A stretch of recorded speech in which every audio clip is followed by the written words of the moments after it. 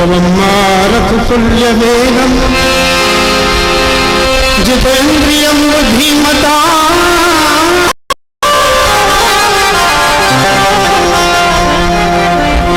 हरे कृष्ण कृष्ण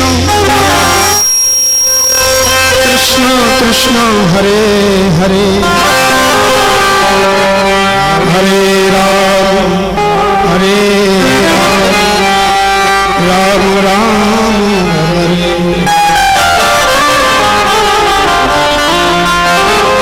हरे हरे कृष्ण कृष्ण कृष्ण हरे हरे हरे राम राम राम हरे हरे कृष्ण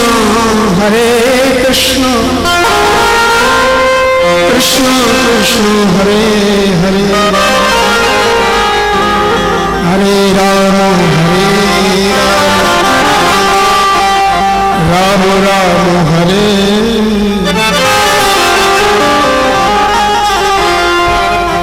प्रेम से बोलेंगे राधे राधे जय श्री कृष्ण।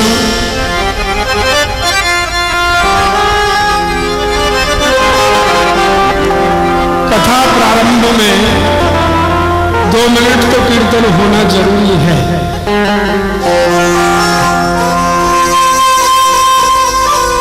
क्योंकि कीर्तन बोलने से अंतःकरण शुद्ध होता है।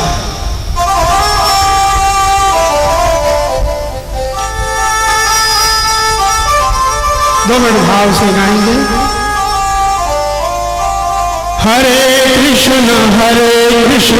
कृष्ण कृष्ण हरे हरे कृष्ण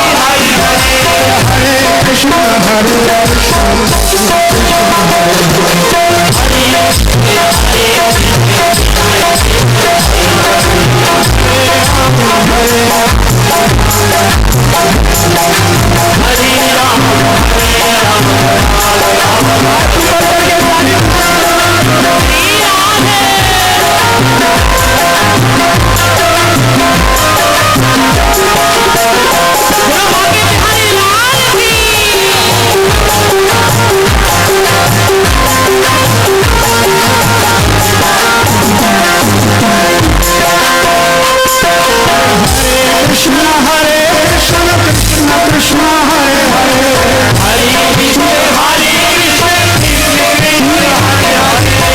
हरे राम हरे राम हरे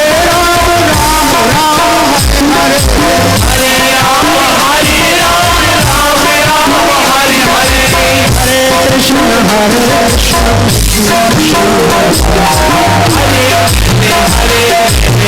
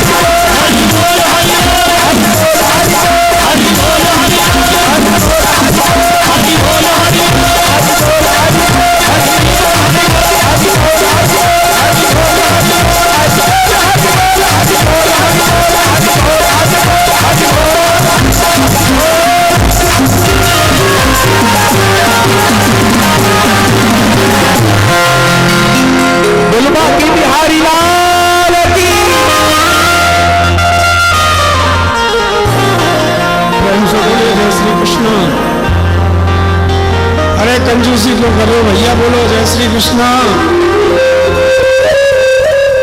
राधे राधे।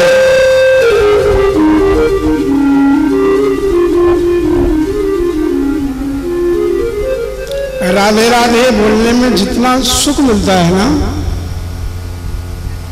तो परमात्मा सब एक ही है। राम कृष्ण दो एक हैं, अंतर नहीं निमेष। अरे इनके नयन गंभीर हैं, उनके चपल विशेष।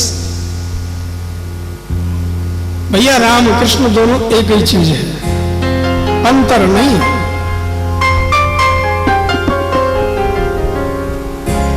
पर जितना मिठास, जितना मीठा और जितना प्रेम राधे राधे बोलने में झलकता है ना, उतना और किसी में नहीं आता। और देखो कितने भी नाम है, कोई आ जाए तो राम राम साहब, जय श्री कृष्ण साहब, नमस्कार साहब, लेकिन जब राधे राधे बोलोगे ना, तब देखो कैसा लगता है। राधे राधे भैया अलग ही आनंद है? अलग सुख है सर। अपने आप ही कहते हैं ना हम राधे राधे भैया, बाकी और जितने राम राम भाई।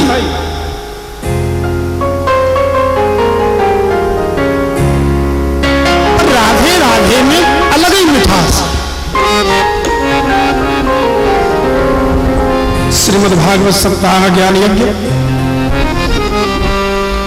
यहाँ मंगलमय शुभारंभ कर रहे हैं।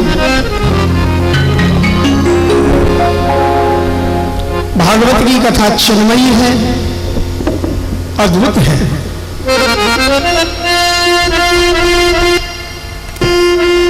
श्रीमद् भागवत सप्ताह कथा स्वयं कृष्ण रूप है।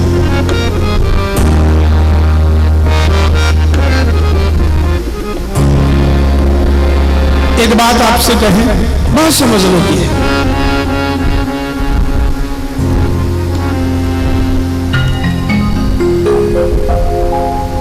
जितने भी दुनिया में वेद, 4 वेद हैं,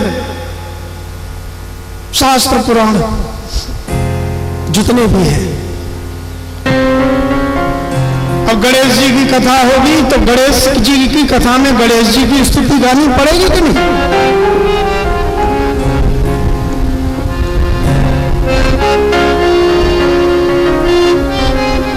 और शिव जी की कथा में शंकर जी की स्तुति गानी होगी कि नहीं? दुर्गा जी की कथा सुने तो दुर्गा जी की स्तुति गानी पड़े। लेकिन भागवत एक ऐसा ग्रंथ है, इसमें किसी देवता की स्तुति नहीं कही गई।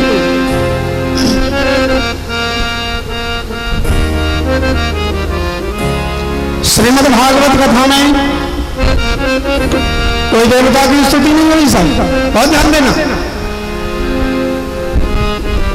रामचरितमानस में, राम कथा में तुलसी बाबा ने बड़ी स्तुति गाई है। राम जी की स्तुति, फिर उनके पिता दशरथ जी महाराज की स्तुति, फिर उनकी तीनों रानियों की स्तुति, फिर राम जी के तीनों भाइयों की स्तुति, और फिर उनके घरवालियों की स्तुति, फिर उनके परिवार की स्तुति, फिर ससुराल वालों की स्तुति, फिर ऋषियों की स्तुति। अजी रामचरितमानस में तो राम कथा में तुलसी बाबा ने कोई छोड़ा ही नहीं। फिर चोरों की स्तुति, फिर डकैतों की स्तुति, और उन चोर के घर वालों की स्तुति, यानी स्तुति नहीं पूरे 2 दिन निकल जाए, इतनी लंबी स्तुति। लेकिन भागवत में किसी देवता की स्तुति नहीं है।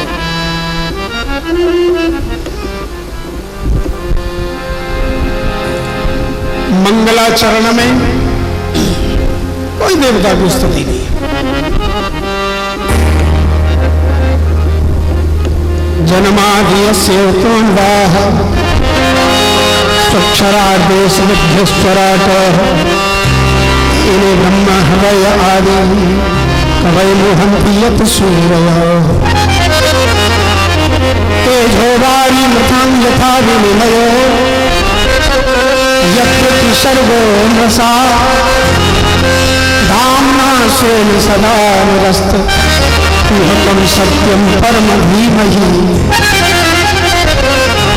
मंगलाचरण में भागवत जी की में क्या स्तुति आई साहब? सत्यम परम धीमहि। भागवत जी में कोई देवता की स्तुति नहीं है। स्तुति किसकी है? सत्य की। सत्य की स्तुति। भागवत जी में केवल सत्य की स्तुति गाई है। क्यों गाई? व्यास जी कृष्ण की स्तुति क्यों नहीं लिख रहे? अरे भैया, जब कृष्ण की कथा तो कृष्ण जी की स्तुति लिखते ना, तो गणेश जी भी कहते एक आध मंत्र हमारे में लिख दो साहब। फिर हनुमान जी अलग कहते एक आध स्तुति हमारी भी होनी चाहिए। फिर दुर्गा माता अलग कहती एक आध हमारी भी लिख दो। भैरवनाथ अलग कहते हमारी तो होनी चाहिए। जैसे मंदिर में अनेक देवी देवता रहते हैं ना, तो चक्कर में पड़ जाए किसकी सेवा करें किसकी ना करें। कोई माता जी 50 ग्राम चनौरी लेकर के मंदिर में आ गई। मंदिर में देवताओं की संख्या ज्यादा, भोलेनाथ को 4 चनौरी चढ़ाई दी। हाँ, कृष्ण को भी 4 चनौरी चढ़ाई दी। हो दुर्गा माता हो 4 चनौरी मांग चढ़ाई। भैरवनाथ जी के 4 चनौरी मांग लग गई। विश्वकर्मा जी भी हो अभी चढ़ाई। अजी बांटते बांटते 4-4 चनौरी धरते धरते चनौरी खत्म हो रही है, पर हनुमान जी रह गए।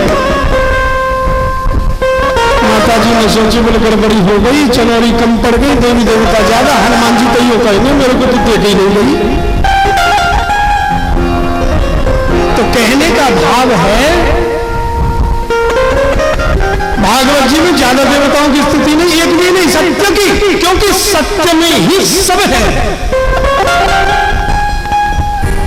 सत्य में सब कुछ है। जहां सत्य है वहां सब देवी देवताओं की स्थिति हो गई। जहां सत्य बोलने की बात आ जाए तो समझ लो उसमें सभी देवी देवताओं की स्थिति डाली, क्योंकि तुलसी बाबा ने लिखा है, धर्म न दूसर सत्य समाना, आगम निगम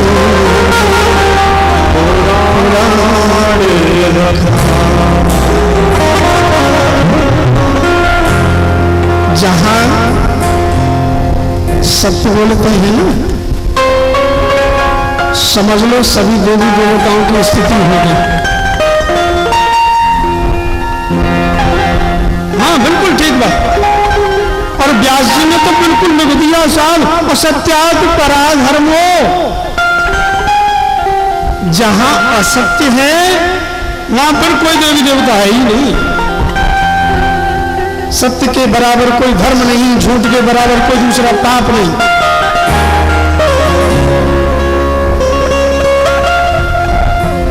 धर्म प्रोक्षित कहते वो अत्र परमरो निर्वाणाम सदाम वेद्यम वास्तव मत शिवदम तापत्र यनमूलनम श्रीमद् भागवते महामुनिकृते किं वा परिश्वर सत्यो हृदय वरुद्ध अत्यकृत भी सुश्रव विचक्षणा। भागवत में परम धर्म का निरूपण किया। भैया परम धर्म क्या है? बोले परम धर्म है कृष्ण की कथा। सत्य बोलना धर्म और कृष्ण कथा परम धर्म।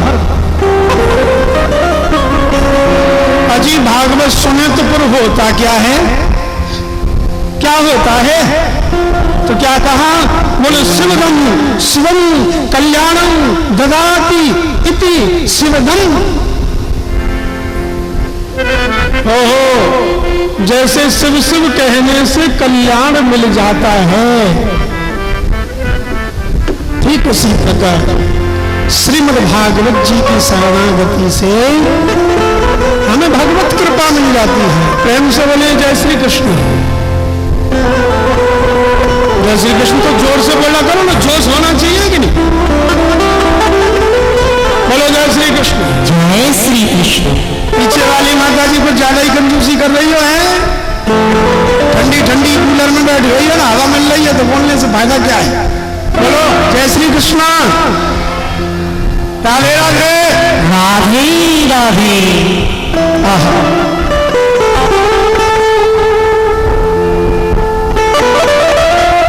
परम धर्म कृष्ण कथा।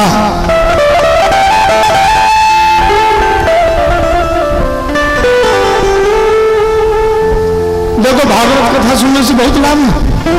एक बात बता दें आपको, कृष्ण कथा सुनने से भगवान हृदय में प्रकट होते हैं। तो गजब की बात तो ये, घर बैठे हो आप, आपको मालूम है 2 बजे कथा प्रारंभ होनी है, आपने घड़ी को तो 1:45 बज गए, अरे अभी तो कथा सुनने जाना है, चलो चलो चलो भैया, अभी कथा में आए नहीं, आप घर पर सोचा है कथा का समय हो गया, हमें कथा सुननी है। और जिस समय आपने ये सोचा मेरे को कथा सुननी है, मानो उसी समय हमारे हृदय में गोविंद प्रकट हो।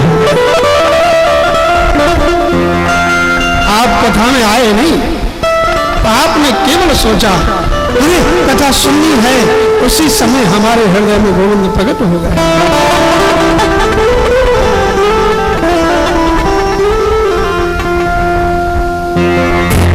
महाराज जी एक बात बताओ। हाँ हाँ पूछो। महाराज कथा कब तक सुने? अरे भैया कथा तो जितनी हो जाए उतनी समय बहुत बढ़िया। भाई कोई लिमिट तो होती होगी, कब तक सुने? एक आध सुन लें, 10 मास सुने कि महाराज 150 सुन लें कि कितना सुने, कोई संख्या निर्धारित नहीं।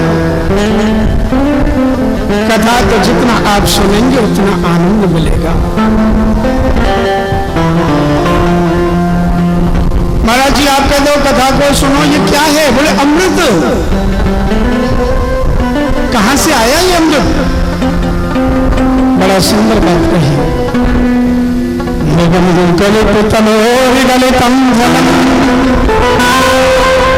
सुखमुखादमृतदल संयतम पिबत भागवतम रसमालयम बहुरसो रसिका भुविभावुका। क्या है भागवत? एक निगम रूपी वृक्ष है, उसका पका हुआ फल है, एक बहुत बढ़िया फल है। एक कोई पेड़ हो, कोई वृक्ष हो, और कोई पेड़ होता है जड़ में उसके पानी देते हैं, जल देते हैं, कहीं सूख ना जाए। तो हम पानी दे रहे हैं पेड़ की जड़ में और हरा भरा पेड़ हो गया, और उस पानी का प्रभाव उनके पत्तों पर, डालियों पर भी हुआ, फिर फूल भी आए, फिर फल भी लगे। लेकिन जड़ तो एक ही है ना, तो जड़ से सबको फल फूल डालियां पत्तियों को जल मिल गया। तो उस निगम रूपी वृक्ष का पका हुआ जो फल है कौन सा है? श्रीमद्भागवताम साक्षात कृष्ण एव ही। अजी महाराज उसी निगम रूपी वृक्ष का पका हुआ फल ही तो भागवत जी है। ओहो महाराज एक और बात, कोई पेड़ पर फल लगे तो वो नीचे गिरने का कई कारण हो जाते हैं साहब, या तो पक जाता है तो गिर जाता है, और कोई पक्षी चोंच लगा दे तो पहले गिर जाता है। तो ये फल नीचे कैसे आया?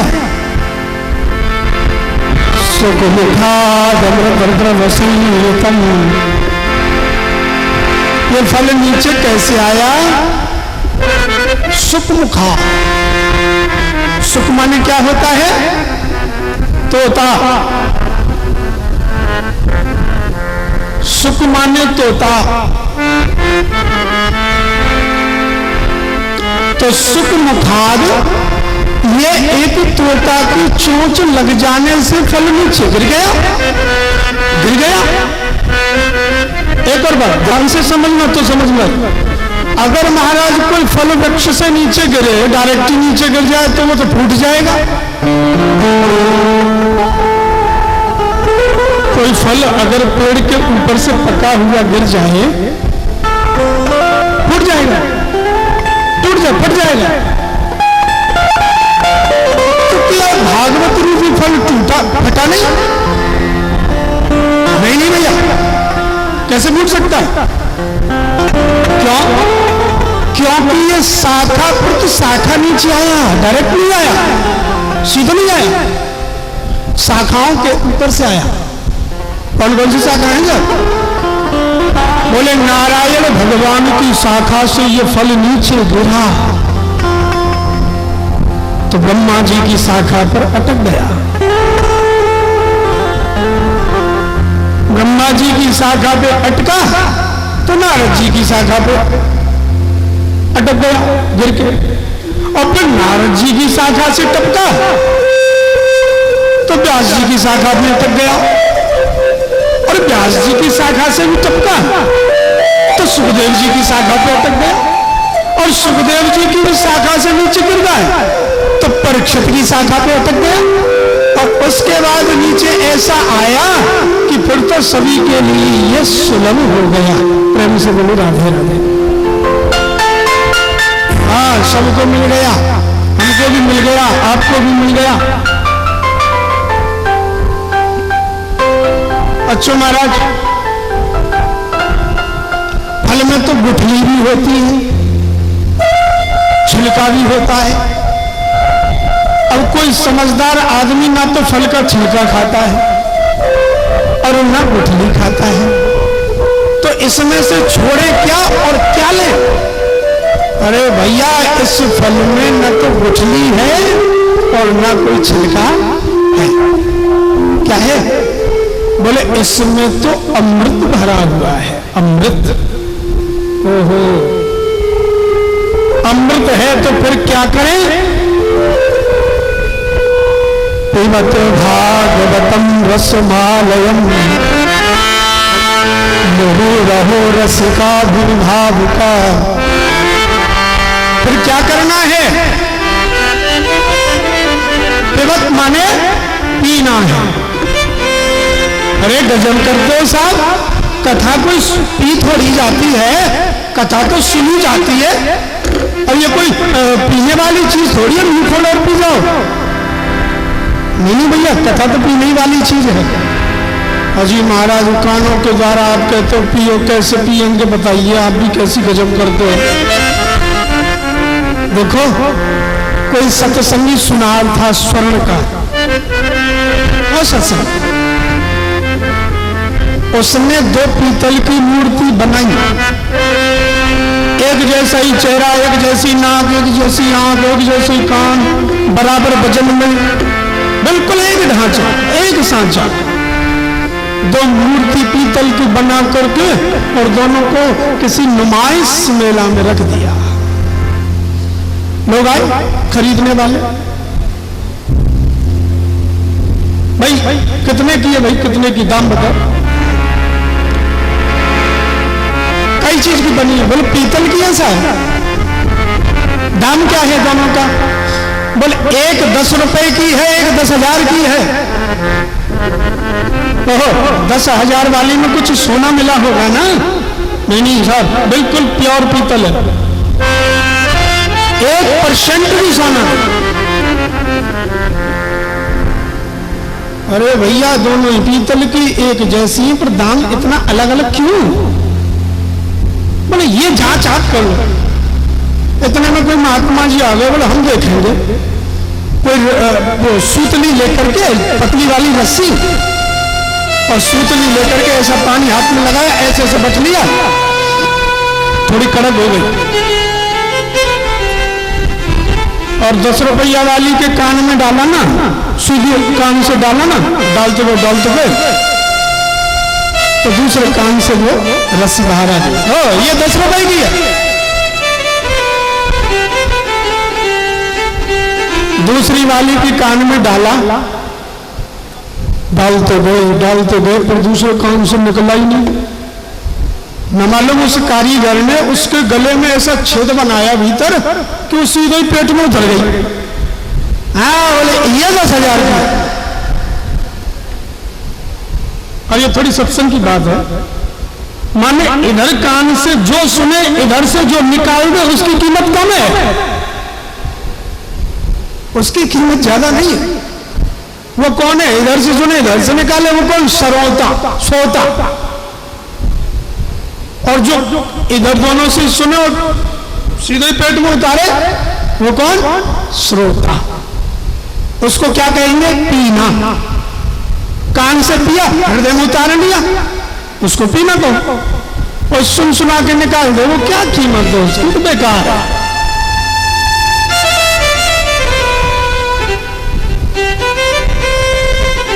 कब तक पिए साहब?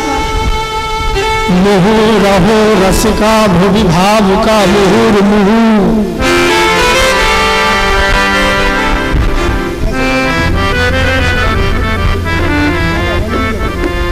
मुहुर्मुहु माने बार बार पियो।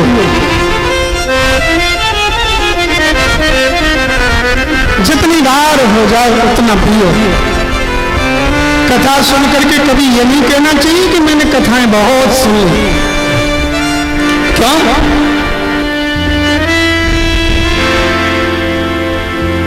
रामचरित जय सुनत अघान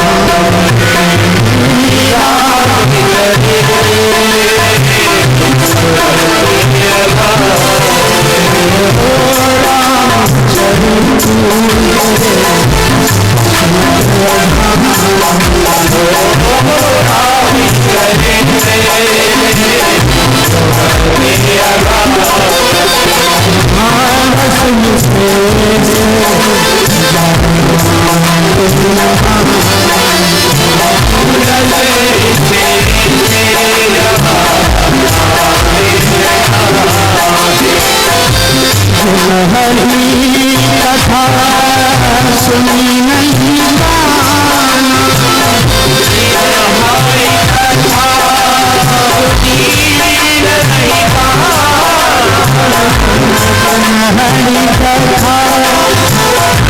सुनी नहीं जाना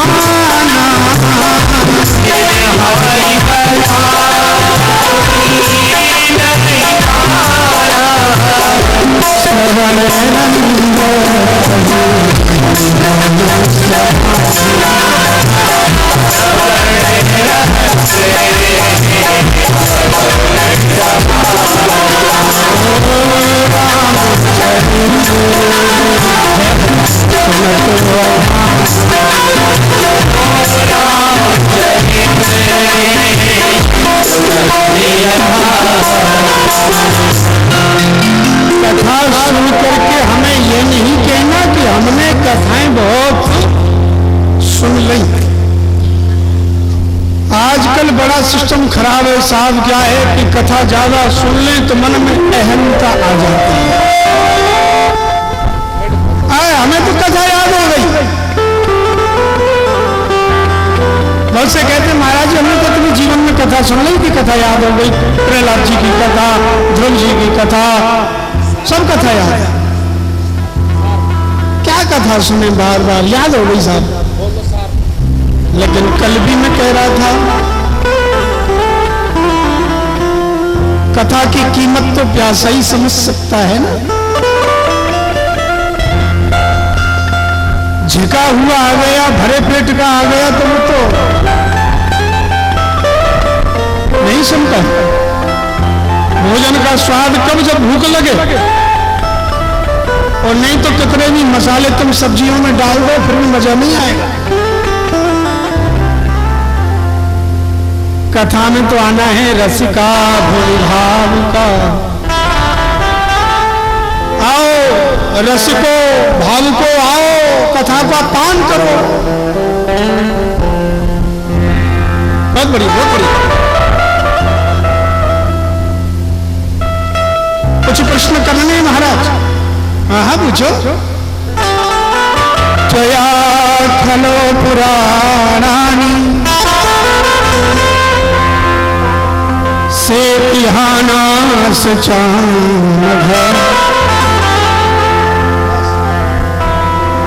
आख्यास्तान विधिकारी धर्मशास्त्राणि यान्यत। महाराज जी हमें कुछ प्रश्न करने हैं। करो, एक आदमी है साहब तो 6 प्रश्न है हमारे। पूछो पूछो। पहला प्रश्न है कि मानव के लिए परम धर्म क्या है? मनुष्य के लिए परम धर्म क्या है? परिक्रमा लगाना धर्म है? सवेरे 4 बजे उठ करके नहा धोना ये धर्म है? करोड़ों की संपत्ति कमा लेना क्या ये धर्म है? आखिर धर्म की परिभाषा क्या है? मनुष्य के लिए कर्तव्य रूपी धर्म क्या है? हजारों संत बैठे, प्रश्न एक व्यक्ति कर रहे हैं। दूसरा प्रश्न है, मंदिर में जब हम पूजा करने जाते हैं बड़ी विचित्र स्थिति बन जाती है। भक्त आएंगे, कोई कहता है ओ हमारे तो शंकर बाबा ही बड़े हैं, बाकी सब छोटे हैं। अब कोई आ गया कृष्ण का प्रेमी, नहीं नहीं भैया हमारे तो कृष्ण बड़े हैं, शिव जी कोई बड़े थोड़ी हैं। इतने में दूसरे भगत जी आ गए भैरवनाथ में, है हमारे भैरव बाबा बड़े, बाकी सब छोटे।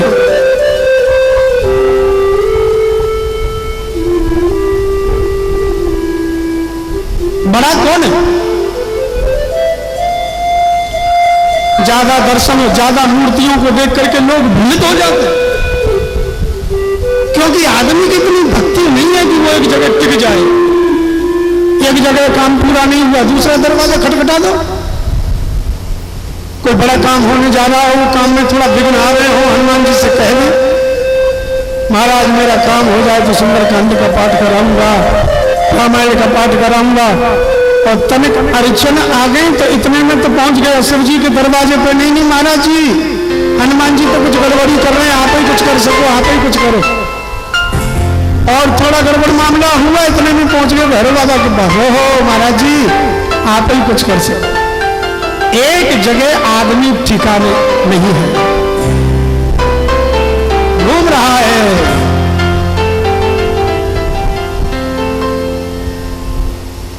तीसरा प्रश्न है कि वेद में परमात्मा का नाम है अजन्मा।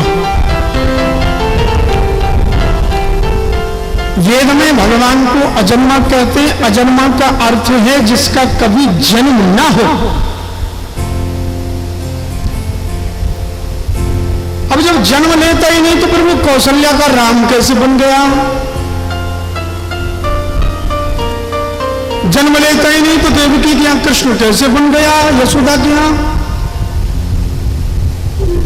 जन्म लेता ही नहीं तो कपिल का देवहूति का कपिल कैसे बन गए? जन्म होता ही नहीं तो अंजनी मैया के हनुमान जी कैसे बन गए?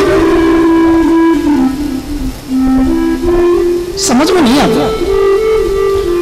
और लोग कहते हैं भगवान तो बहुत है, कोई कहता है 50 भगवान है, कोई 50 अवतार बताएं, कोई कहे 10 अवतार है, कोई कहे ना 100 अवतार है, और कोई कहता है 24 अवतार। और कोई तो ये कह देता है कि हरि अनंत, हरि कथा अनंता।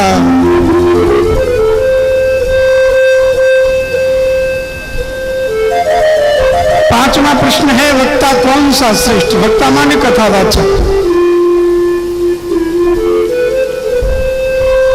क्या कथावाचक वो बढ़िया जो छोटी सी बात को लंबी कर दे, कि वो बढ़िया जो लंबी बात को छोटी कर दे?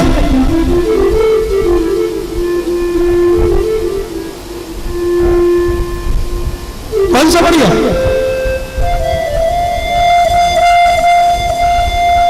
एक बात है, देखो वक्ता कथावाचक तो कथा में ये कहा वही श्रेष्ठ जो बड़ी बात को छोटे रूप में समझा, वो बढ़िया।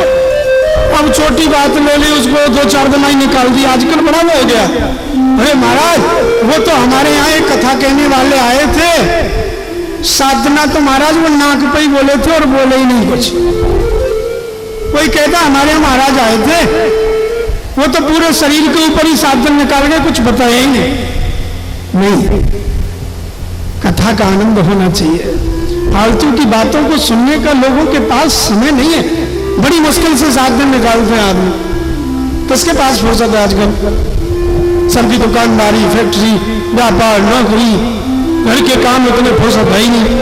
अब उनको 7 दिन घेर के बैठा लो, फालतू की बात सुना दो, फायदा क्या होगा? कथा का सार तत्व समझा दो, आनंद आ जाएगा। ज्यादा बड़ी बात मत बताइए, छोटे छोटे रूप में कथाओं को समझ में आ जाए, वो बढ़िया। ज्यादा फालतू की बातें, सांसारिक बातें सुनाए, उससे मजा नहीं, आनंद नहीं आए। और छठवां प्रश्न है कि जब भगवान अपनी लीला को संपन्न करने के लिए आए तो धर्म किसकी शरण में गया?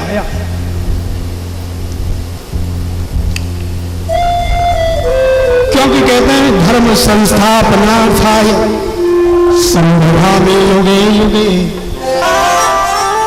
गीता जी का श्लोक है। धर्म की स्थापना करने आए, धर्म किसकी शरण में गया? इन प्रश्नों के जवाब देने से पहले सूत जी ने हाथ जोड़ लिए और कहा कि मैं उस भागवत पुराण को प्रणाम करता हूं जिसके द्वारा मैं इन प्रश्नों का जवाब दूं। उन वेद व्यास जी के लिए प्रणाम करता हूं जिन्होंने ऐसा सुंदर पुराण बना करके लोगों को लाभ पहुंचाया।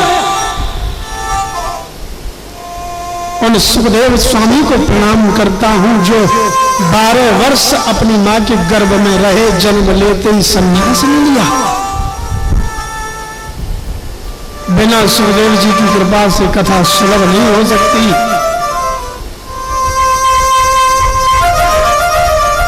जो 12 वर्ष अपने मां के गर्भ में रहे, जवाब दिया उससे पहले ये कथा सुना दी। ये सुखदेव स्वामी कौन है?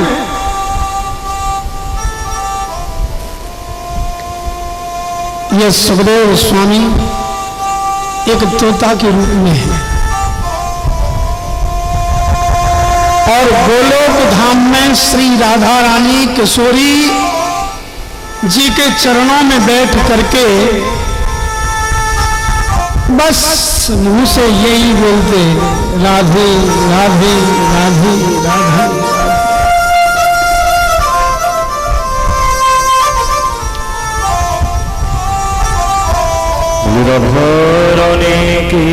बस यही राधे राधे राधे राधे राधे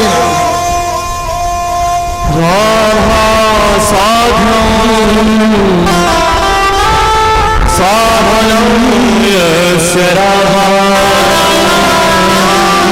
मंत्रो राधा मंगलते च राधा सर्वं राधा